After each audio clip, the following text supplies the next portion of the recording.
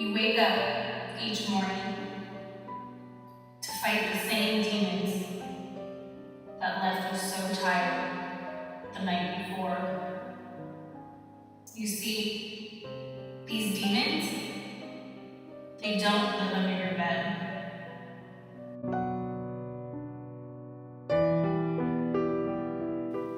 They live inside your head.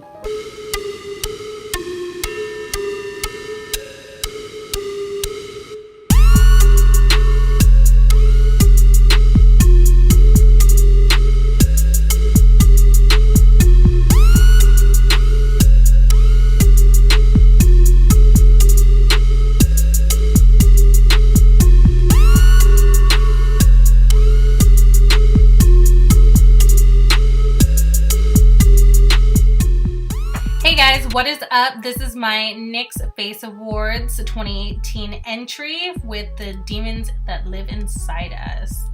I really hope you guys enjoyed the video, and let's jump into the tutorial. So first off, we're going to use paintbrushes and a piece of paper, and with this we are going to outline our monster mouth. I just took a Sharpie, well I guess that's not a Sharpie, I took a highlighter because I obviously couldn't find a Sharpie, and I drew out my monster mouth, and then I put it in a plastic sleeve for paper, and now I'm just taking some air dry clay and I'm sculpting my teeth. With this I just took a little pinch of it and then I rolled it in my hand to make it like a worm shape, and then I just kind of played around with it until I was satisfied with the shape it was forming. I then took some straws and I placed these beneath the middle portion of the tooth, and this was just to help kind of prop it up, and so when it dried it would dry upward, so when I applied them to my face they were protruding away from my face and not laying directly on my face. And as you can see, it made it very easy. Now the bottom teeth I did use a can to help with the lift, so that way it protruded a little bit more once I put it on my chest, and it helped them kind of give more of a C shape when I turned sideways. Now I'm taking water and I'm smoothing out the clay, and then I take the back of the paintbrush and I just kind of put some grooves into the teeth, and this is me just using my imagination and forming monster teeth. Now I did make two sets of teeth, one using Model Magic and the other one using the air dry clay, just to see which set of teeth I ended up liking, which I preferred the Model Magic ones by the time I was done because they dried faster and they were lighter. So I am starting off with a clean face, and I'm using NYX Jumbo Pencil and Milk, and I'm using this to freehand my monster mouth on my face. I have the generalization of what size and shape I want because I did do a few stencils and a few sets of teeth. Now you could cut out your stencil that you made yourself and place it up against your face and outline it that way, but it's simple enough to where I think you could just freehand it. Obviously it's a white pencil, so it's easy to kind of clean up. Now I'm going in with the liquid latex, and I made myself a little mustache of teeth. Here was a little bit tricky because I'm a really impatient person when it comes to applying this. You have got to wait for the latex to dry. It is a pain in the butt, people, if you try to push it. I'm sure if any of you are horrible at putting on false lashes, you will understand, because it is like the same waiting period. So now that I have my top teeth on, my monster mouth is starting to take form. I'm taking some toilet paper tissue and I'm applying this over the top. This is not only going to act as my upper lip for the monster mouth, but it also is going to help secure the teeth to my face. Now that I've waited long enough, when you see latex starting to dry, it will start to turn like a dingy yellow color, and then you know you're safe to start adding product to it, like makeup or paint or anything like that. Now I'm starting to take the tissue paper down the sides of my neck, and we are going to now attach the top lip to the bottom lip.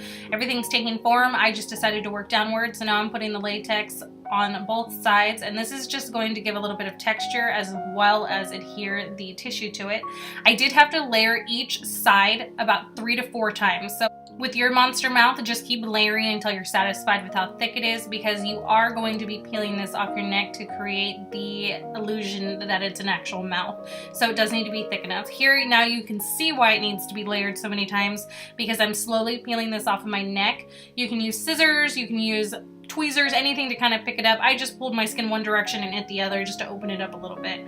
Now I'm repeating the same technique with the bottom teeth as I did with the top teeth, and that's applying them, and then I am securing it with extra tissue paper. I did use cotton balls just because cotton balls I felt like were a lot thicker, so it added a lot more support to the bottom teeth, but still on the sides I still kept to the tissue paper. Now going in with my foundation, I am going over my entire face, and I will be blending this over all the latex and my skin.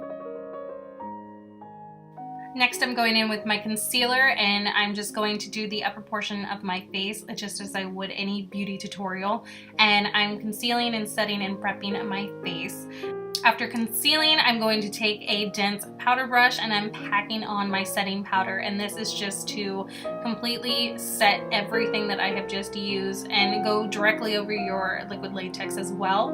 Now I'm taking a eyeshadow palette, and I decided to use neutral colors, so browns and one black shade. So I'm taking the first lightest brown shade, and I am going in sweeping motions back and forth because I am going to be creating a cut crease. So here I'm going in with the second brown color to deepen my look, and I'm just going in one long motion because I haven't cut the crease yet, so I really want to bring this shadow up towards my brow, but still leaving the underneath where my arch is in my brow open, because that is where I'm going to be putting the highlight.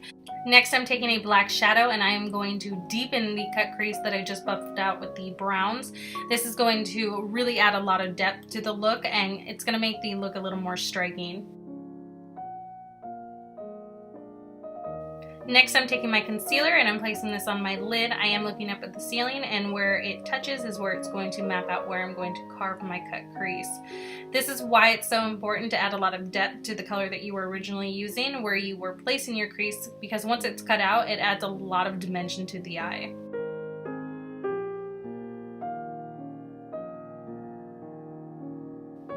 Now that the crease is done, I am then packing over a completely nude eyeshadow, something that matches the foundation that I put, just to give this a really clean lid. Next step is to take your NYX liquid matte liner, and this is going to give the perfect wing look to this eye look, which to me pulls it all together.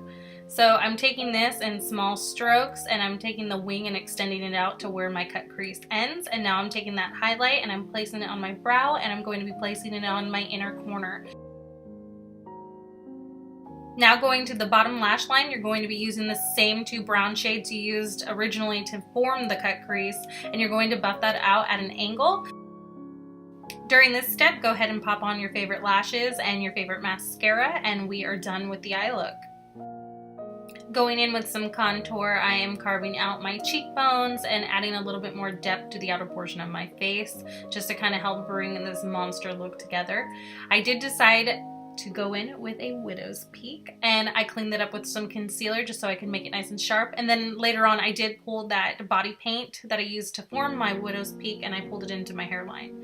Here you see me going in with my brown and red body paint, and I'm using the colors mixed together and a sponge and my paintbrush just to kind of add layers. This is all about layering the look. After I've layered it a few times, I'm going in with a little bit more red and less brown, and I'm going back and forth until I'm pleased with this.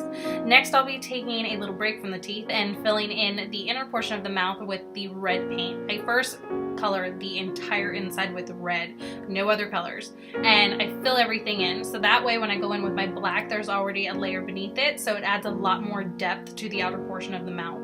So here, this is where I'm starting to create the illusion that I really have a monster mouth. Don't worry if you've made mistakes or your monster mouth is looking a little silly, because now we are using blood, and blood covers up everything. I did buy a blood that is more syrup related, so I did mix two. So I had the original formula that it came in, and then I diluted another cup of it with water, and this is where you will see where I will add the drips and the flicking motion. So I just took paintbrushes and I splattered the blood onto myself. Then I threw on my ram's horns, splattered some blood on those guys, and that's it for this look, you guys. I really hope you enjoyed the video. Don't forget to subscribe to my channel, and I will see you guys